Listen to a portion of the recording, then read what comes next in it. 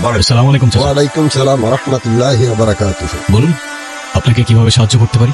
বাবা, আমি একটা এতিমখানার দায়িত্ব নিয়ে আছি। বিদেশি সংস্থা থেকে বাচ্চাদের জন্য 20 লক্ষ টাকা আসার কথা ছিল। শামসু সাহেব ছিল সেই টাকার বাহক। উনি আমার হাতে মাত্র 20,000 টাকা তুলে দিয়ে বললেন নাকি টাকা আসেনি। আমি হক দাবি করলে তার গুন্ডারা মেরে আমাকে বের করে দেয়।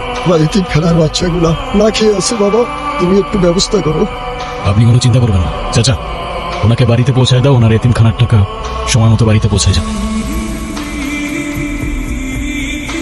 কিরে ভাই, কার পারমিশন লয়ে তুই ভিতরে ঢুকলি? এখানে তোর কি কাজ? কাজটা খুব ছোট শামসু সাহেব, তো আপনার জন্য একটু কঠিন হইতে পারে। মানে তুই কি বলতে চাস? বিদেশ থেকে বাচ্চাদের জন্য 20 লাখ টাকা আসছিল। অরফানেজের ম্যানেজারকে 20,000 টাকা দেওয়ার পর বাকি টাকা আপনার কাছেই রেখে দিলেন। এই টাকা চাইলে তার গায়ে হাত পর্যন্ত তুলছেন। অরফানেজের টাকা পকেটে ঢুকায় নেওয়া মানুষ তো সভ্য মানুষ হইতে পারে না, না? তুই টাকা ফেরত নিতে এসেছিস? তুই কে? তোকে আমি কৈফিয়ত দেবো কেন? একটা জং ধরা ভাঙাচোরা গাড়ি আর 4-5টা ছেলে নিয়ে এসে লোহ করা গ্যাংস্টার সাজতে চাস না?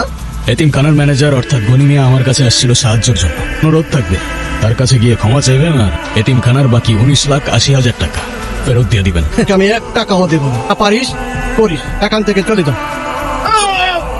কাল সূর্য ওঠার আগে যদি বাকি টাকা গনি চাচার হাতে না পৌঁছায় আপনার এমন ব্যবস্থা নেওয়া হবে। হাসান ভাই, আমার ভুল হয়ে গেছে, আমার মাফ করে দেন।